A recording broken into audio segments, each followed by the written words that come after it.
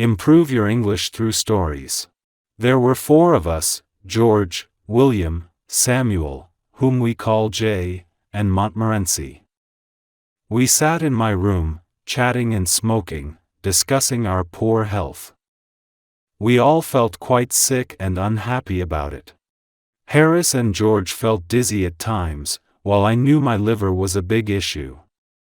I had read about liver problems and realized I had all the symptoms listed in the book. Whenever I read about an illness, I felt like I had it.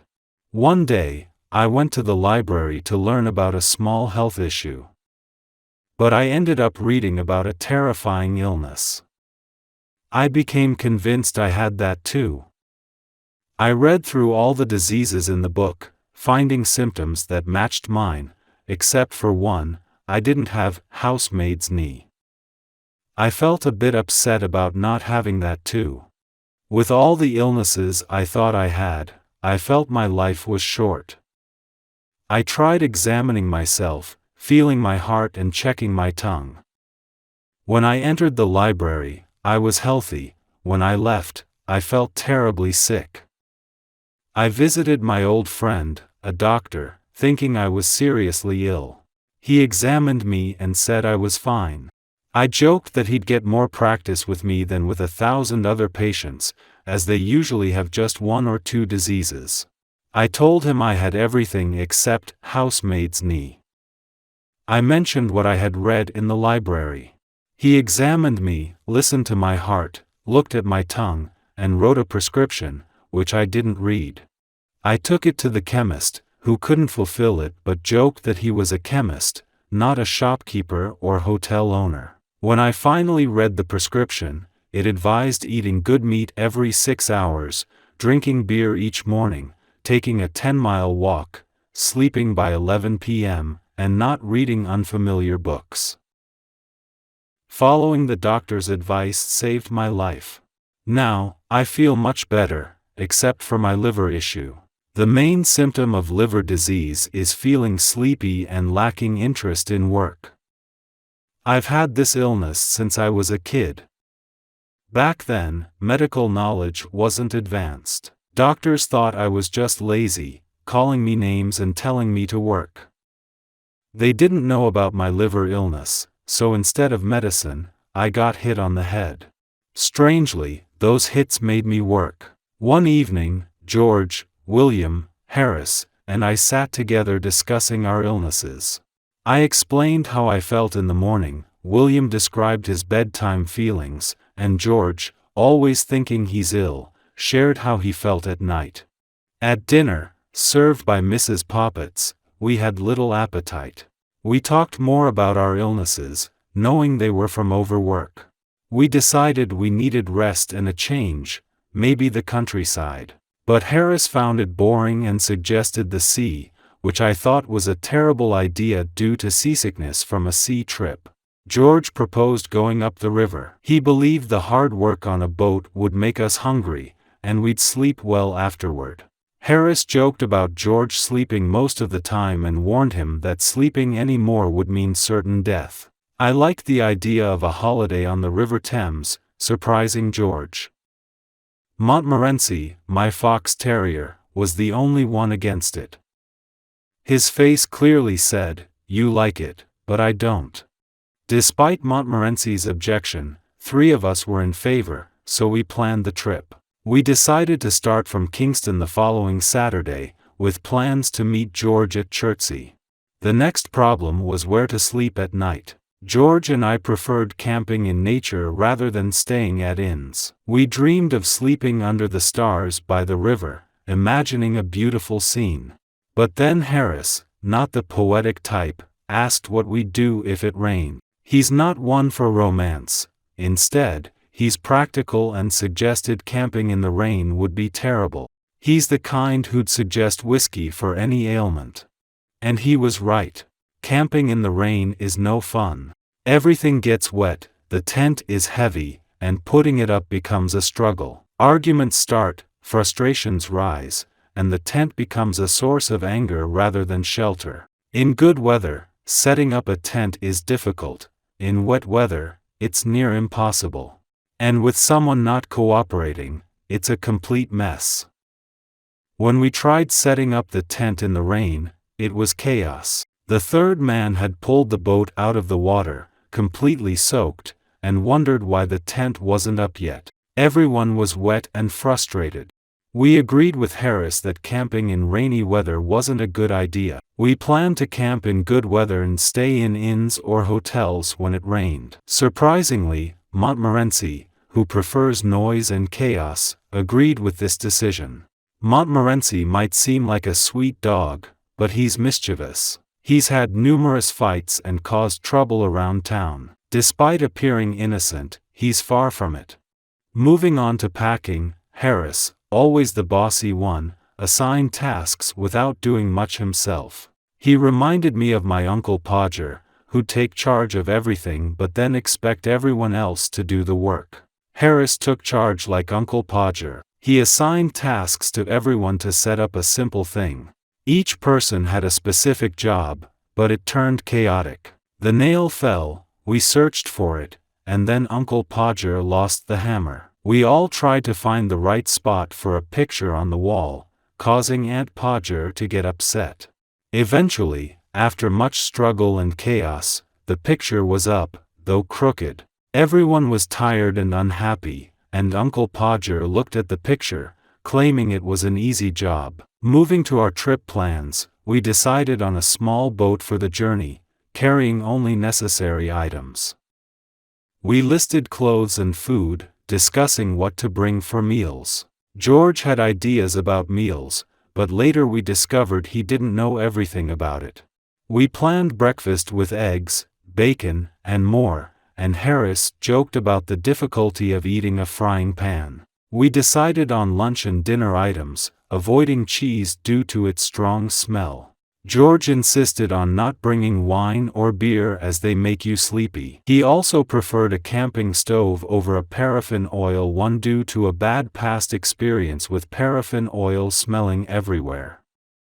After our paraffin oil stove experience, the smell seemed to follow us everywhere, even in Marlow. We vowed never to take a paraffin oil stove again. The next day, we gathered everything we needed for the trip and met to pack. I offered to organize the packing, but George relaxed in an armchair, and Harris made himself comfortable with his feet on the table.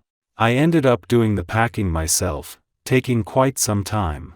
As I finished, Harris pointed out I'd forgotten the boots. Annoyed, I repacked, only to realize later that my toothbrush was missing. After searching, I found it inside a boot.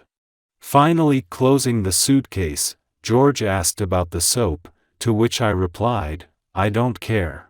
I realized I'd forgotten my cigarettes, so I opened and closed the suitcase again. By 10:50 p.m., I finished my part. Harris and George started packing the hampers, but it wasn't smooth. They broke things and mishandled items. George was particularly bad at packing, and Harris managed to crush a tomato under a jar of jam. George stepped on butter, and Harris accidentally sat on it, causing a mess. They packed the hampers, crushing pies like they did a tomato. Amidst the chaos, Montmorency made matters worse, spilling sugar everywhere and playing with teaspoons and lemons, thinking they were rats. After finishing the chaotic packing at 1 a.m., we planned to wake up early.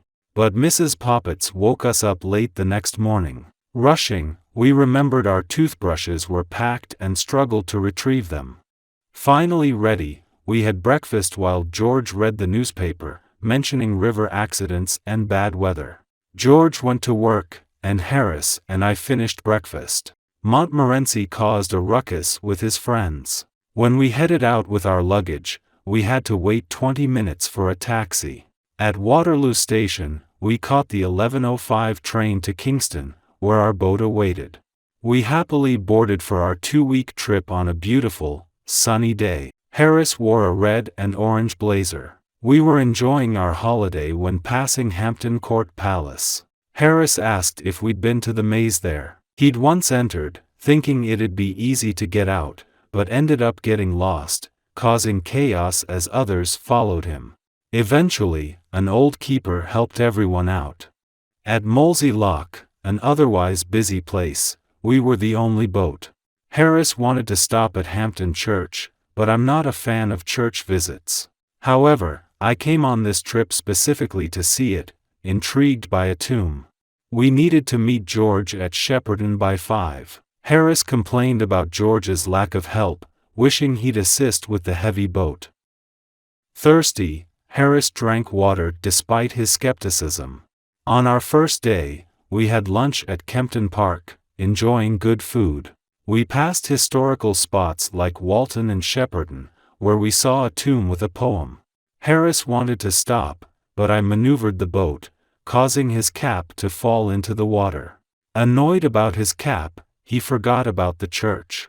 At Weybridge, the first thing we noticed was a colored blazer. When we got closer, we saw George inside the blazer. Montmorency started barking, and we all shouted to get George's attention. The lock keeper thought someone fell into the water, but once he realized no one did, he went back to work. We decided to make George work, but he insisted on preparing tea instead. We handed him the rope, and he started towing the boat while remembering a time when he helped a young couple who lost their boat while walking along the river. He shared the story of how 3 girls towing a boat can get distracted easily. We stopped at Penton Hook and planned to spend the night on the boat. George wanted to cover the boat first, but it turned out to be more challenging than expected with metal rods and special holes. Putting up the canvas cover turned chaotic as the metal rods wouldn't fit. In the struggle, George and Harris ended up tangled inside the cover, cursing for help. Eventually, I intervened as they struggled to breathe. Moving on to supper, we tried a trick to make the water boil by pretending not to care about it. Only after 35 minutes of silence did the water finally boil, and we could eat. We had a satisfying meal, felt content, and even shared some friendly smiles. However, the night's sleep on the boat wasn't comfortable. George and I woke up early, which was unusual for a holiday. Waking Harris proved a challenge, eventually causing a bit of chaos. No one wanted to be the first to swim, but eventually, I tried to splash myself with water from the river. A branch I held onto broke, and I fell into the river, losing my shirt in the process. Everyone laughed when George mistakenly dropped his shirt into the river, thinking it was mine. Despite the mix-up, we decided on scrambled eggs for breakfast. However, cracking eggs wasn't easy for Harris. He ended up with egg all over himself. In the end, only 6 unbroken eggs made it into the frying pan. So, Harris attempted to open the tin with a knife and ended up cutting himself, while George tried with scissors and narrowly avoided injuring his eye. Despite all our efforts, we couldn't find a tin opener. It was disappointing, especially considering how much we were looking forward to that pineapple. Life without mustard felt pretty bleak, to be honest. I tried to open the tin with a metal piece, but I did something wrong and fell into the river. The tin fell too and broke a teacup. We all got angry and started hitting the tin with wood and other things, trying to open it. We tried to change its shape, make it square, round, and flat, but we couldn't open it. The tin looked at us as if it was laughing, which frightened us. I threw it into the river, and we rowed away until we reached Maidenhead. It was evening, and a strong wind started blowing, helping us sail quickly up the river. Sailing was exciting, almost like flying. We felt part of nature, flying along the river. In the distance, we saw a small fishing boat with 3 fishermen. As the sun went down, the river looked magical. Suddenly, we sailed right into the fishing boat with the 3 old fishermen. They fell off their seats, covered in fish, and started cursing us with long and special words for the present and future. Harris tried to lighten the mood, but the fishermen were unhappy. Eventually, George took over steering the boat to avoid further trouble. In the next part of our journey, we stayed at the Crown Hotel after leaving our boat by the bridge. The following morning, we went swimming, and on the way back, Montmorency, my dog, met a cat. Montmorency and I have different opinions about cats. I like them, but Montmorency doesn't. When I meet a cat, I stop to say hello and gently pet it. The cat is happy, and so am I. When Montmorency saw the cat, he barked happily and chased it across the street. The cat was big, black, and looked tough, but it didn't run. Both animals stopped and seemed to have a silent conversation.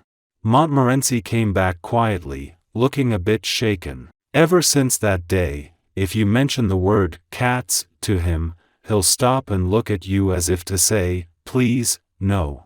Later, we went shopping, returned to the boat, and continued our journey up the river. At Hamilton Lock, we discovered we had no water.